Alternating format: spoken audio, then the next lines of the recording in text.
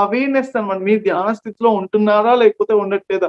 ఆ చక్కటి ఆనంద స్థితి ఎనర్జీస్ పెంచే స్థితిలో ధ్యాన స్థితి అంటే ఎనర్జీ పెరుగుతూ ఉంటాయన్నమాట.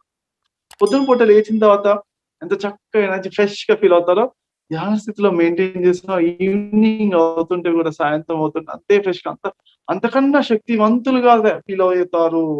గుర్తుంచుకో ఇదో ఫార్ములా ఏంటి?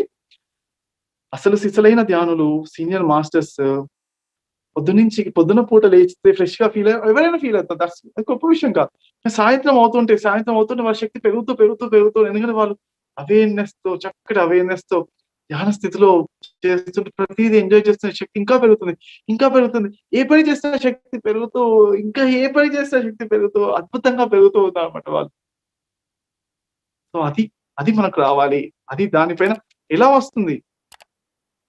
ఎలా వస్తుంది ఫ్రెండ్స్ అంటే మనము జాబ్ చేయడానికి 25 సంవత్సరాలు కష్టపడ్డారు.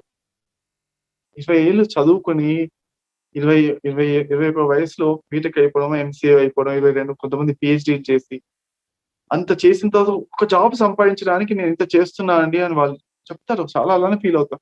అలానే అంత తపన మనకు ధ్యాన స్థితిలో గూడా ఒక ప్రాపంచిక విషయంలో ఒక చిన్న జాబ్ సంపాదించడానికే అన్ని సంవత్సరాల తపనతో, ఎంతో శ్రద్ధతో చేస్తున్నారే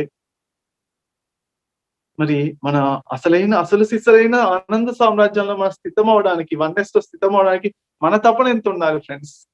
ఉండాలా? ఎంత చక్కటి ఆహ్, ఫో పట్టుకొని ఉండాలి కదా! యెస్. ఎప్పుడు ప్రతి క్షణం ఈ క్షణం నేను తపన ఉన్నానా? అనంత స్థితిలో, ఆ వన్నెస్‌లో ఉన్నానా?